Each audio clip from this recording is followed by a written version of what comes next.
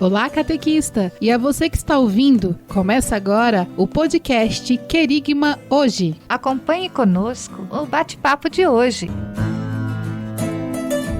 Olá, boa tarde, boa noite, bom dia para você que nos ouve. E boa tarde para você que nos ouve agora, quinta-feira, às 2h, pelo estúdio da Rádio Imaculada. E também para você que nos ouve no sábado e domingo, pela Rádio Eventos Web.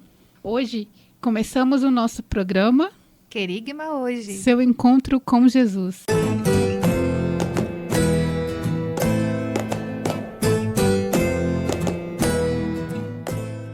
E o tema que nós vamos conversar hoje vai ser um tema até que faz parte da nossa vida, pelo menos deveria. Como rezar com a Bíblia. Nossa, bastante importante, Débora. A Bíblia é a palavra de Deus, né? A carta de Deus para nós. E é o livro número 1 da catequese, desde lá da catequese renovada, já é dito dessa forma. É o principal livro da catequese, é a Bíblia. E também é um instrumento maravilhoso, que a gente pode orar com, aprender aquilo que Deus quer, né? Conhecê-lo mais de perto, realmente faz uma total diferença a nossa vida e a nossa vivência com a Bíblia, no dia a dia. Exatamente. E hoje nós temos uma convidada especial também. Nós tivemos no programa anterior, né, uma participação, e hoje também nós somos contempladas com uma participação especial. Oi, eu voltei, sou a Aline, eu sou catequista na mesma paróquia da Lilian, a Santo Antônio, e tô aqui hoje para gravar com as meninas. Exatamente, mais uma participação para nós abrilhantarmos este bate-papo, né, com esse tema, né, da nossa condução da catequese. Para isso, nós vamos iniciar fazendo a oração. Oração inicial. Ó Deus, torna meu espírito digno de encontrar a sua alegria na compreensão do mistério de Cristo, teu Filho bem-amado, revelado nas Escrituras. Acende tua santa luz no meu coração, a fim de que meu espírito penetre para além das palavras escritas com tinta. Que eu veja, com os olhos iluminados, os sagrados mistérios escondidos na tua boa nova. Concede, ó meu Senhor, por tua graça e tua misericórdia, que tua lembrança nunca desapareça de meu coração, nem de dia, nem de noite. Amém.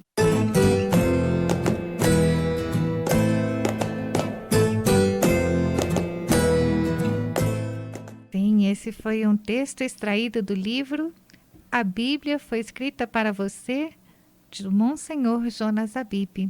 Monsenhor que esse ano nos deixou, né? Foi lá para junto de Deus ser nosso intercessor, esse fundador dessa grande obra de evangelização que cruza o mundo, né? Exatamente. E, né, ele deixou um legado enorme para nós de ensino, de conhecimento.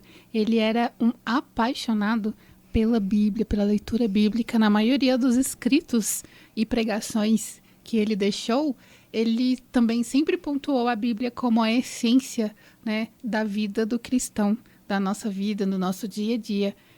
E você sabe como fazer as suas orações, como contemplar aquela leitura que nós fazemos com a palavra?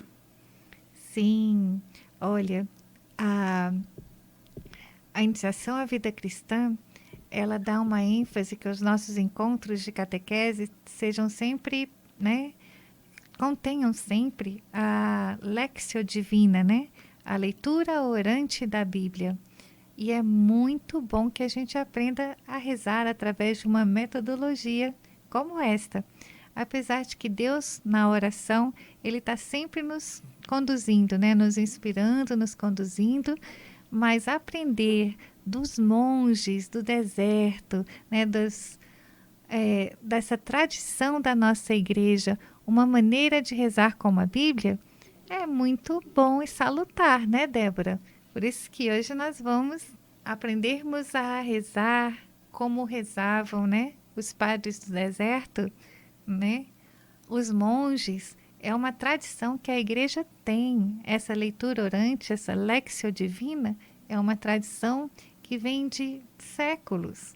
E é muito salutar que nós conheçamos, né, e praticamos também dentro da nossa vida e dentro da catequese. Exatamente. E através, né, de geração para geração, a palavra contada e escrita, né, através desses livros, né, que se juntaram e formaram aí a nossa Bíblia, a nossa palavra, ela vem nos ajudar na caminhada. Ela conta a história do povo, a história tanto do povo antigo, quanto nos dar força, né, para seguir na caminhada, porque quando a gente começa a degustar essa palavra, a gente percebe que era uma palavra viva, né, uma palavra que mesmo com alguns termos, algumas linguagens ali mais técnicas, a gente consegue entender a essência da mensagem que nos foi passada. E a Bíblia, ela vem nos ajudar hoje, né, nessa atualidade, nessa forma, né, pegando essa essência do passado, como a Lilian falou, dos antigos que tinham esse hábito, e hoje a gente consegue reavivá-lo. Né? Mesmo nas linguagens contemporâneas, a gente consegue adequar. E esse é um dos maiores desafios até da nossa catequese como um todo hoje, né? Pegar essa palavra que era contemplada antigamente, trazer para a atualidade e converger na essência do evangelho, vamos dizer assim, né? Da palavra do próprio Cristo que ele, em essência, nos deu. Cristo é a palavra de Deus, né? Então, a Bíblia é a palavra de Deus. Então, a Bíblia fala desse Deus que existiu desde todo sempre, né? Ela fala desse caminho de um povo, do povo de Israel, no Antigo Testamento, que acreditava nesse Deus único, né? Que prometeu um Salvador ao seu povo e que enviou o seu filho na plenitude dos tempos, né, entre aspas, né, a humanidade, né, o tempo da humanidade é separado, né, antes de Cristo e depois de Cristo, né, Deus enviou esse filho para que pudesse reativar uma aliança que nós tínhamos perdido, né, Débora, com nossos primeiros pais pela entrada do pecado e do egoísmo no mundo. Então Jesus veio a pedido de Deus Pai, para reatar essa nova aliança, fazer essa nova aliança, e com isso ele nos leva de novo para Deus. Ele retira o pecado, né? O batismo que Jesus pede para os cristãos, né? Batizai, ide, evangelizai e batizai. Ele nos torna de novo membros da família de Cristo, é capaz de limpar esse pecado original que nós herdamos e nos leva à salvação. Exatamente. Como é que é feita hoje nos nossos grupos, na nossa individualidade, na nossa comunidade? Como que nós fazemos esse contemplar? Eu digo dessa degustação porque a gente lembra de coisa boa, né? Quando a gente fala, vamos degustar um alimento, vamos degustar um dia de praia. Então a gente remete a coisas boas. E na palavra a gente precisa também ter esse sentimento de degustação, de sentir, de experienciar, de viver, né? De pegar aqueles versículos importantes, transformá-los na nossa vida, e a gente fica até pensando como a Bíblia é tão interessante que uma palavrinha ou um versículo dá pra gente conversar um dia inteiro, né? Porque ele é tão rico, que em um só versículo a gente fala de muitas coisas. Sim, com certeza a Bíblia está recheada de momentos, né? De louvor, momentos de agradecimento, às vezes momentos de dor, em que a gente pode se encontrar, né? A gente pode se refletir, né? Naquelas palavras. E é muito importante, assim, que nós tentamos ter, talvez, essa metodologia que a igreja nos apresenta, ela é uma forma bem prática e já bem experimentada, né? De você saborear, como você disse, né?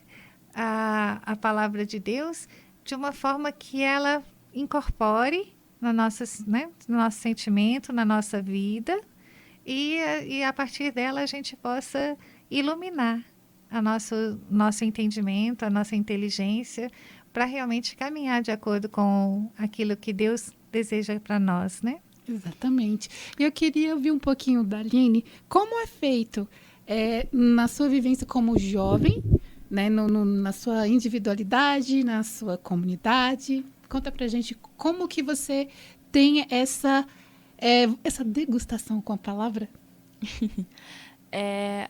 Minha Bíblia, que eu ganhei, deixa eu ver, eu acho que na minha primeira Eucaristia, é igual os livros, assim, porque eu amo ler. É igual os livros de história, fantasia, essas coisas que eu tenho. Tudo marcado, um monte de post-it, um monte de marcador, página dobrada, passado, marcar texto nela inteira, um monte de anotação.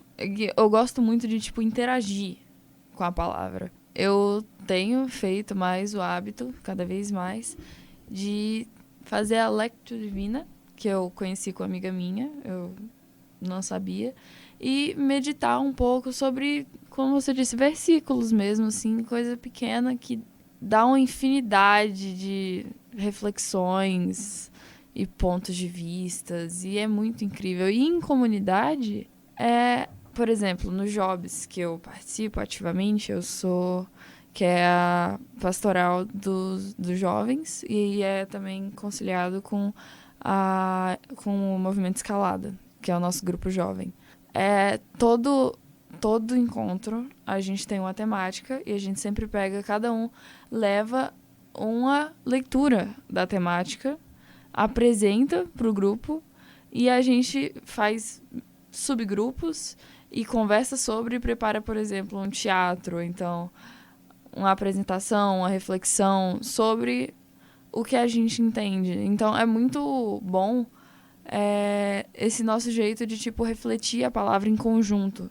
É muito enriquecedor ver, às vezes você percebe alguma coisa que uma pessoa percebeu de um jeito diferente e que é muito interessante também. É muito incrível, assim. Olha que bacana.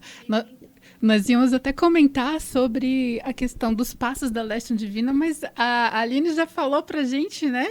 Praticamente grande parte, né, desse processo de como nós saborearmos, trabalharmos a palavra e rezarmos a palavra, né? E assim, para a gente fortalecer um pouco mais, né, a nossa conversa, né, a gente vai trabalhar a palavra agora. Vamos ler então a passagem de hoje, em 2 Timóteo, versículo 3. Para brilhantar ainda mais, nós vamos fazer a leitura bíblica hoje de 2 Timóteo, capítulo 3, dos versículos 14 ao 17.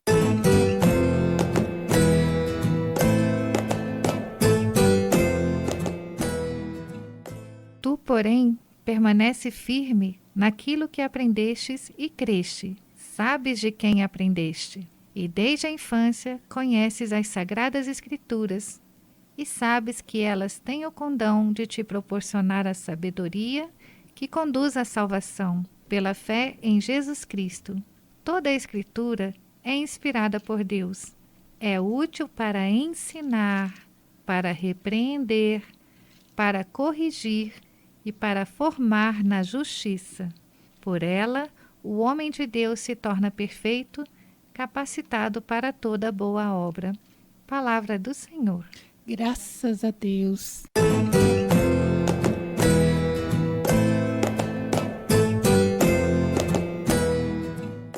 Leitura bonita hoje, né? Que nós contemplamos, né, a palavra, nós damos valor, né, à palavra viva e a importância da palavra no nosso dia a dia, né, de colocar, como a Aline até deu o exemplo de como ela faz, né, para nós pegarmos como hábito, né, de fazer as anotações. Eu tive uma experiência engraçada agora no início da catequese, né? Nós vamos explicar a Bíblia para as crianças. Foi uma experiência muito interessante, né? E primeiro nós trabalhamos o índice, né, o índice da própria Bíblia, que às vezes a gente se perde nos livros, são muitos, e crianças, né, tendo a primeiro contato, assim, olha aquele livro, poxa, o que tem aqui, né? Que livro é esse? Não tem ainda aquele conhecimento. E aí a gente pegou o índice e fomos trabalhando os livros, né? Explicando, né? O passo a passo.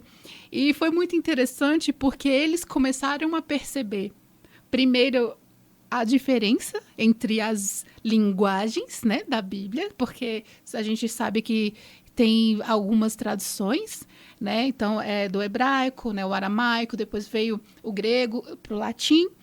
E, né, as traduções do povo, né? Que o latim é a Vulgata, que a gente fala.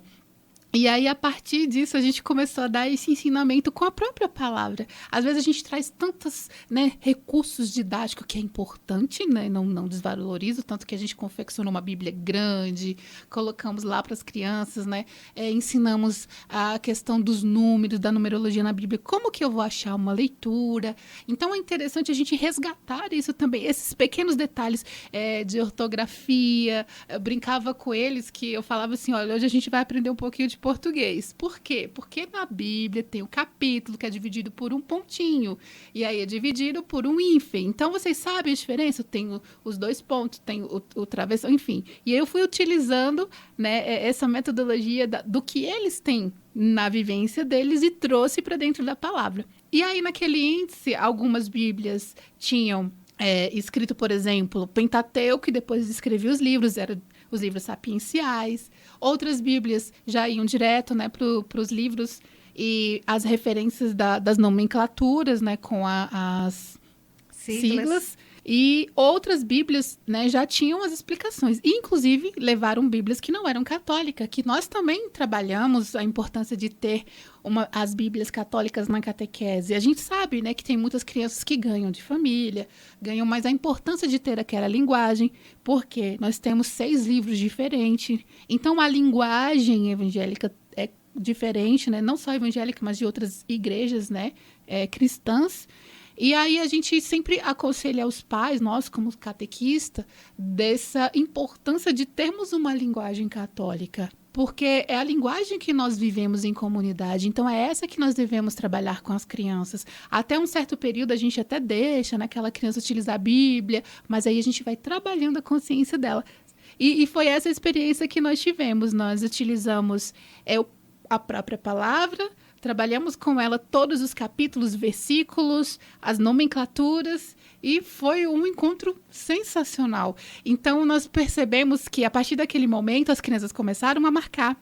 Inclusive, o IVC, ele pede isso, né, em alguns dos livros, dos materiais didáticos que a gente utiliza, de fazer isso que a Aline dividiu conosco. Marca o versículo, use a sua Bíblia mesmo, né? Então, é bem bacana a gente utilizar a própria palavra, já sem dó mesmo, riscar, escrever. Claro que a gente sabe, né? Que eu tenho um monte de filmes da minha Bíblia também. Algumas Bíblias eu tenho um carinho especial. Né? Teve criança, por exemplo, que riscou e aí falou, catequista, manchou! Porque é da caneta. Né? Então, a gente tem que ter esses cuidados também. A gente brincava há uns anos atrás, que, por exemplo, tem gente que só tem a Bíblia cheia de poeira. De enfeite, de né? enfeite. De enfeite. Para casa, assim, deixar ela abertinha aí só num salmo. Outro com CC, porque só usa, né, debaixo ali do braço. A gente até brincava. Deus, se deve abrir alguma hora, não é possível, né? Então, gente, tirando as brincadeiras, é importante a gente ter um zelo, sim, com a nossa palavra, e a gente ter esse carinho, né, como a Lilian colocou, quem é leitor voraz, né, eu também sou uma das leitoras vorazes, gosto muito de literatura, e a Bíblia também traz isso, traz poesia, traz... São diversos gêneros literários, né? Por exemplo, o Apocalipse tem um gênero, né, meio dramático, meio figurativo, né? O Cântico dos Cânticos, que é um gênero, assim, romântico, né? Os livros sapienciais, tem tudo, assim, diferentes gêneros que todos têm alguma coisa a ensinar e a acrescentar, né? O mais importante é o coração da Bíblia, todo mundo sabe, os evangelhos que trazem a vida de Jesus, né? E também o Ato dos Apóstolos, as primeiras comunidades, como nós surgimos de lá. Gente, nós surgimos, a nossa Igreja Católica Apostólica Romana surgiu com Jesus Cristo e os apóstolos. A gente tem essa sucessão apostólica, né? A gente, né, desde daquela época, a nossa tradição nos trouxe essa religião para nós. Aí algumas pessoas ficam pensando assim, é muito formalismo, é muito fechadinho, é fechado, porque tem regras. No mundo, as pessoas às vezes querem viver sem regras, né? Porque tem que isso, porque tem que aquilo. Não. Todas as regras que a nossa igreja nos pede, ela nos pede por amor. E a gente deve ir por amor, não porque é uma regra, né? Em resposta ao amor de Cristo que nos veio primeiro, né? Por isso, assim, que saber dele, conhecer os seus ensinamentos que estão lá desde a criação, já é um ensinamento de Cristo, né? É importante. É importante que na nossa vida tenha um espaço para nós rezarmos a palavra de Deus, como você falou aí, Débora, rezar a palavra. Exatamente. E tem uns passos, né, que a gente falou da leitura. Eu vou dar um pouquinho além, né, porque a leitura orante, elas são 4, né, mas eu vou dar um pouquinho a mais para ajudar, né, nessa caminhada. Então, o primeiro passo que a gente deve fazer, né, que já está mais do que de cara, é uma leitura, né? Então, a gente faz uma breve leitura, uma leitura ativa, a gente, né, vai lá sublinhando aquilo que a gente for achando interessante. Só que mais do que ler, na verdade, a gente vai ler várias vezes, né, fazendo aquelas anotações, né? O que a gente... separando os personagens, né? Então, depois a gente vai fazer uma meditação, que é saborear, né, a palavra, entendendo o que aquele personagem quis dizer, né? Quais são os elementos, o contexto, o geografia, as figuras principais de linguagem que estão lá, né? E aí a gente vai trabalhando essa questão, né, de sentir, da sensação, né? Depois... Sim, a primeira parte da leitura, gente, é o que o texto diz, né? O que o texto diz. Não vou tentar ainda interpretá-lo, né? A primeiro momento eu quero saber, pura e simplesmente, compreender o que está escrito naquele texto. Então, muitas vezes, uma segunda leitura é necessária, né? Não é só uma. E, assim, grifar é muito importante, às vezes os verbos, né? Aquilo, sim, que vai marcar, né? Quais foram os personagens. Tentar realmente se transportar para aquele tempo, para aquela época, para entender o que o texto diz. E aí, a partir desse entendimento, a gente pode começar a segunda parte da leitura, né, da Lexio Divina, da leitura orante, que se chama meditação. Aí é o que o texto diz para mim. Aí eu começo a utilizar, né, os meus sentimentos, o que eu compreendi, a minha interpretação. Aí já é a segunda parte da Lexio Divina. A terceira seria a oração, né? Então, a gente vai entender como esses sentimentos, né? Aonde nossos sentimentos, nosso sentido vai nos levar para trás e para trazer uma resposta, né? Que a resposta é que a gente fique atento àquilo que o Senhor quer nos dizer, né? Aquilo que Ele vai responder para nós em relação aos nossos clamores, né? Mais do que uma oração por palavras, né? Vai ser uma oração ao próprio Deus, né? Direto para Ele, para a gente exprimir ao Pai, né? Porque assim como o próprio Cristo clamou ao Pai, Ele orou, né? E o próprio Espírito Santo ali também, nessa junção, né? Vamos dizer assim, que fica mais fácil, nessa junção do Deus, Criador, que nos ouve, do Filho, que nos mostra como seguir, e o Espírito Santo, que nos fortalece para caminhar. Sim, essa parte da oração é aquilo que brota na gente a partir da meditação, né? A partir da leitura e da meditação. Então, é aquilo que nós colocamos para Deus, nossos sentimentos, nossas alegrias, nossas tristezas, nós colocamos para Deus e deixamos entregue. Nós nos entregamos numa oração para Deus, né? A partir da palavra meditada, orada e meditada. Então, essa oração é muito legal, assim, tipo, Deus suscita em nós alguma coisa, às vezes vai suscitar inclusive o silêncio. O pessoal dos jesuítas fala que às vezes a gente tem momentos de tristeza mesmo. Então, mesmo que seja uma tristeza, é aquilo que brotou do seu coração, leva para Deus, né? A gente entrega, é um momento de entrega do seu próprio ser, né? Do seu próprio tempo, da sua oração, do seu ser, da sua vida. É um momento de entrega. E a contemplação, né? Pouco a pouco, todo esse sentimento, como a Lília falou, que se misturou a essa resposta, que ele se multiplique também em nós. E assim, nós podemos unificar, né, lá no nosso íntimo uma tranquilidade de poder confiar em Deus. Né? E significa, e é isso que significa essa contemplação. Entrarmos mediante a palavra no templo de Deus que existe em todos nós. E aí, deixarmos ficar ali repousando no Senhor, na simplicidade, no privilégio de tê-lo, né, conosco, na graça, né, no desejo de ver Deus nas outras pessoas e entender esse amor dele por cada um de nós. A contemplação realmente é essa entrega plena, total do nosso ser, né, a Deus, ao nosso Criador, ao nosso Redentor, a Jesus. Em última instância, sim, é um aniquilamento do nosso ego, né? Do que é meu, para que a gente seja de Deus, né? Digamos, seria a plenitude do sim de Maria, né? Sim, faça-se em mim, eu sou sua serva, o que Deus aprouver, né? O que Deus quiser.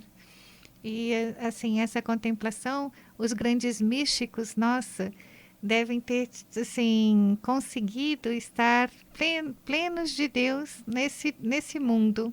É um pouquinho disso, né? É um sabor de ter Deus como guia, como sustento, como essência, né? De estar mesmo em Deus. Exatamente. Esses são os 4 passos da Léção Divina. E aí a gente vai acrescentar mais um, na verdade, para complementar, porque ele já é completo, mas a gente sempre gosta de um temperinho a mais, né, de diquinhas.